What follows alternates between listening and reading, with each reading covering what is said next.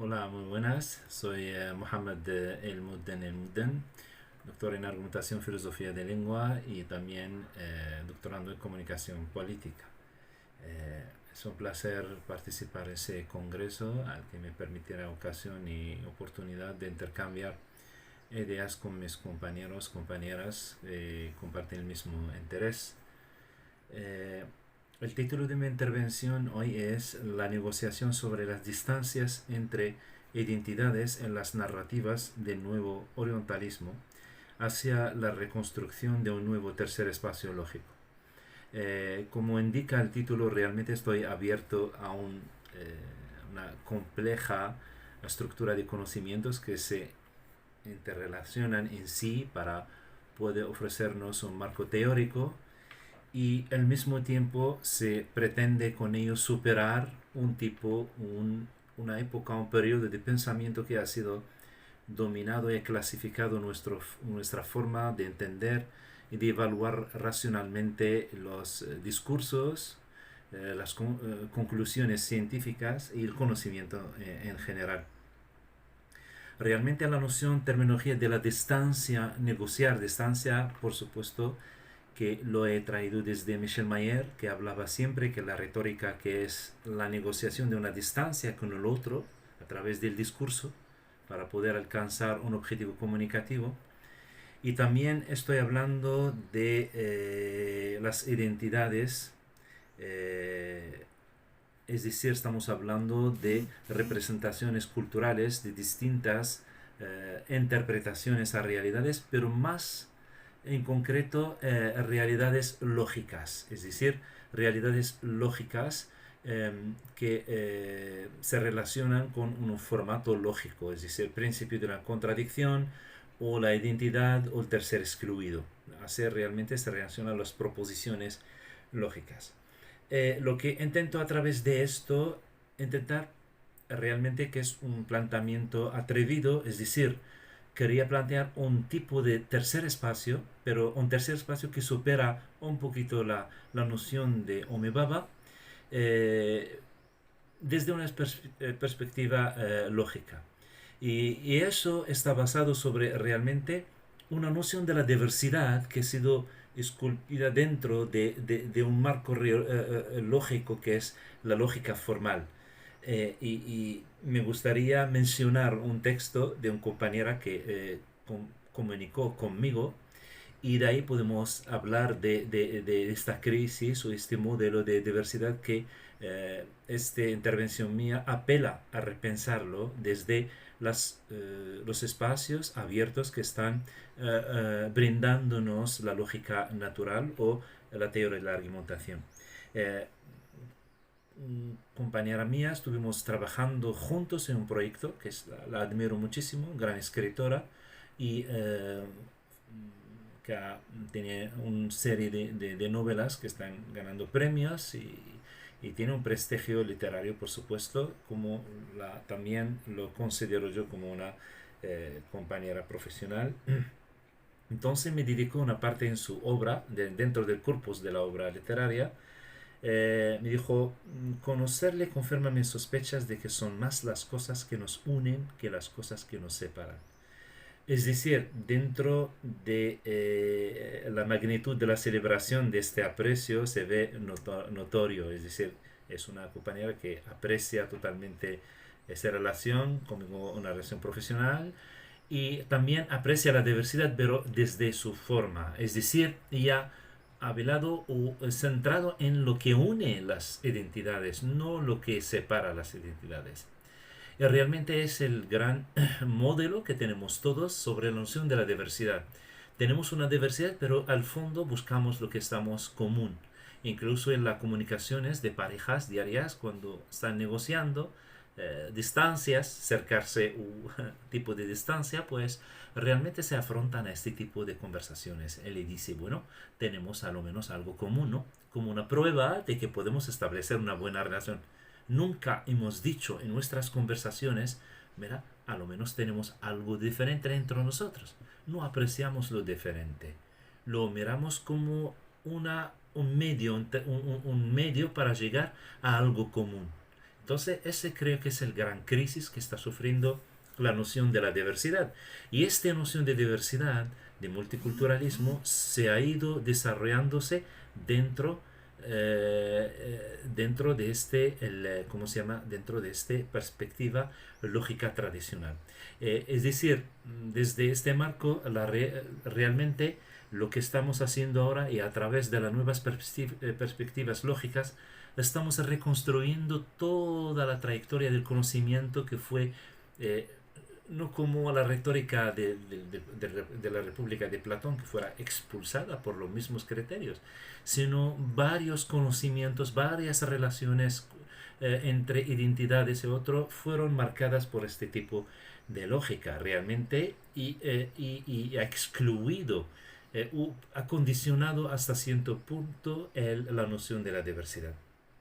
Entonces, me gustaría citar en este marco el marco teórico que intenta embarcar eso lo que estoy diciendo, apelar a nueva forma de entender la diversidad o repensar la identidad, la diversidad, perdón, desde una perspectiva lógica natural. No es de la lógica formal, sino de la lógica natural, desde la perspectiva de la argumentación y de la lógica natural, es decir, eh, entonces, entonces nuevos espacios fueron identificados como un espacio común donde se manifiestan o se establecen relaciones entre identidades distintas, entre distintas identidades, pero que tienen percepciones de la realidad distintas, incluso contradictorias. En este tercer espacio realmente habla Omibaba de un tipo de hibrid, sí, que tiene una hibridad y por lo tanto, ¿qué significa ese hibrid? Un tipo de convivencia, de toque entre identidades, se mezclan en algo y algo se asimila o algo no es ninguna identidad se completa, se queda completa. Es decir, por eso quería, a través de las recomendaciones de la lógica natural, intenta debatir el tema del Omibaba y intentar proponer esta realidad. Entonces, ¿qué es un espacio tercero lógico para mí? Un tercer espacio lógico para mí es aquel que se desarrolló dentro de la lógica natural, que ve que existía una realidad una interpretación, un valor entre la negación y la afirmación. Es decir, la racionalidad también de una realidad no se mide a través de A o menos A, a través de la causa o su contradictorio, sino con la causa y su contradictorio al mismo tiempo, A y menos A. Yo puedo citar perfectamente un ejemplo que he vivido personalmente. Estuve en Sevilla, he visto dos personajes, una rusa que con poca ropa, con abanico, con calor. Me imaginaba que había en febrero así en Sevilla, pero un día de sol solamente, ella con abanico, pero mientras al lado hacía un nigeriano con un chaquetón negro, con un chaquetón, perdón, frío, un chaquetón totalmente frío, temblando. Era uno que están en el parking de coches. Imagínate que eran 2 metros o 3 que están lejos. Y eso, en realidad, me planteó un problemática, como dice Meschermayer, de la problematología. Es decir, me ha dejado pensar, ¿quién representa la realidad? ¿Realmente ahora hace frío o hace calor? Imagínate, me llaman, me dicen, Mohamed, queremos ir en aquel momento a Sevilla, pero hace frío y que queremos saber cómo es el tiempo. Y yo le comentaré la realidad. Digo, mira, ahora mismo hace frío y hace calor. Yo creo que todas van a rechazar esa respuesta considerándola contradictoria, mientras es una realidad, ¿vale?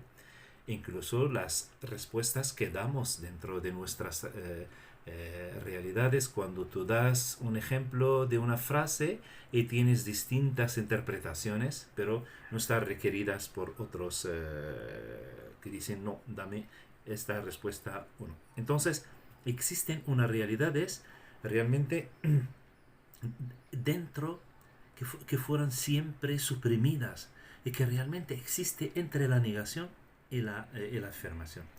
Y aquí me gustaría abrir un debate desde los esfuerzos lógicos del mundo árabe, que realmente no se prestan mucha atención en el origen de la teoría de la argumentación. Hay una gran literatura sobre la teoría de la argumentación, pero ¿qué pasaba? Que existe poco que intentar de leer el árabe, y también los filósofos de lengua que no escriben con idiomas extranjeras para que habrá ese contacto. Por ejemplo, de verdad el primero que ha discutido con el tema de Aristóteles era Ibn Taymiyyah. Él que dijo que no podemos utilizar la lógica formal, por ejemplo, no podemos argumentar en lo evidente. Lo evidente no necesita argumentar. Lo argumentamos lo que cuestiona nuestra evidencia, lo que aporta a nosotros una crisis de identificación. Y él realmente se basa en una teoría de la argumentación muy, muy sólida. Pocos totalmente están. Y hace muchísimo tiempo, es decir, antes de Perelman, antes de Michel Mayer, antes de Grace, antes de Ducrot, totalmente antes. Apelo a muchos compañeros que están trabajando, que pueden estudiar e encontrarán muchas cosas. Me gustaría dar un ejemplo para que sea evidente y no sea solamente una mera propaganda. En la legislación árabe islámica, por ejemplo, entre la noción legislativa, entre lo prohibido y lo permitido, existe cuatro realidades. Es decir, por ejemplo, cuando te dice la ley, este es prohibido, o te dice permitido, pero dentro del prohibido, permitido, existe tres realidades. Mandub, makruh, mamduh. Es decir, permitido, vale, de acuerdo. Me cuesta realmente porque me ocurrió el ejemplo ahora mismo, pero intentaré traducirlo la próxima vez con términos sólidos y trabajaré eso. Existen estas, quizás en otras leyes no están, realidades legislativas que legislan una realidad entre la negación y la afirmación. Es decir, ese acto es prohibido o es permitido. No, mira, ese acto puede serlo, es permitido, pero se puede un poquito con reserva. Es no permitido, es prohibido, pero si lo haces se ve mal. El mendub o el makruh mendub son realidades condicionadas por circunstancias. Es que los valores no matemáticas, no son axiomas. Y la gran crisis que tuvimos nosotros es que aplicar la lógica formal, la matematización, la axiomatización sobre los valores que no tienen un consenso, que están vinculados con texto y están vinculados con esto. Entonces es el gran reto. ¿Cómo podemos nosotros gestionar la diversidad desde esta nueva lógica? Es decir, que ve en el mundo no A y menos A, sino perdón, y menos A.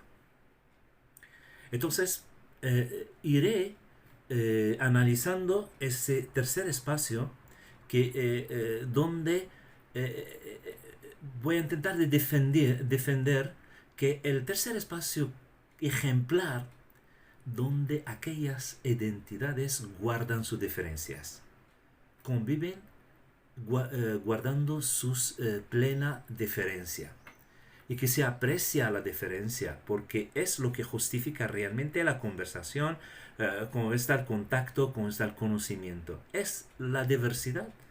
Entonces nos interesa mucho como por ejemplo para ver cómo se gestiona eso. Igual un poquito como la polifonía, cuando hablamos de la polifonía dentro de un corpus narrativo, tienes personajes con plena conciencia, independiente del narrador, no interviene nadie en él, con su plena verdad, con su plena lenguaje, su nivel, su ideología se mantienen dentro de ese espacio común, dentro de la novela o narrativa. Es igual podemos tomar de prestado esta experiencia para amplificar esta noción del tercer espacio lógico, ¿no? Entonces, eso es lo que pretendo hacer con este trabajo a través del análisis de un corpus de literatura de viaje, donde uno se viaja hacia Oriente, el mundo árabe, y se construye narrativas, por ejemplo, discursivas, a través de ella intenta establecer las relaciones entre las identidades que existen, que comparten el mismo espacio, o es el tercer espacio, y cómo negocian entre ellos para mantener un tipo de distancia que no abole el otro, sino realmente conserva su plena existencia y su plena justificación. Con eso también aprendemos a superar la tiranía interpretativa. Es decir, siempre en las sociedades diversas tenemos mecanismos de imponer un tipo de interpretación sobre realidades. No aceptamos a veces la interpretación diversa. Dentro de las sociedades diversas existen mecanismos de imponer una interpretación como la más lógica, como la más aceptable, como la más, es decir, más racional. ¿Entiende? Y entonces creo que a través de todo esto podemos repensar la noción de la diversidad, que tenemos que apreciar en ella la diferencia, no la identidad, la unidad de ser lo común. También tenemos que repensar la lógica, tenemos que liberarnos de la lógica formal y abrirnos a la lógica natural, argumentación, y reorganizar la noción del tercer espacio de forma que nos permita ver las identidades no se absorben uno a otros, aunque en el formato híbrido, como planea Omibaba, pero en plena independencia del otro. Es decir, ¿cómo yo puedo convivir contigo con mi plena diferencia contigo? Es decir, cuando estamos en el híbrido, estamos consumiendo parte del otro. Los manos cuando se juntan, pues se tocan parte y otras partes no. Entonces, lo que ocurre que en estas no hay una plena existencia del otro totalmente. Entonces, lo que hay que buscar es un espacio que nos permita mantener nuestra diversidad, pero que se ve apreciada, porque cuando apreciamos la diversidad nos acercamos. Cuando lo vemos como también buscamos la unidad o lo común, estamos en una contradicción y realmente caemos en despreciar la diferencia y la diversidad realmente. Muchísimas gracias.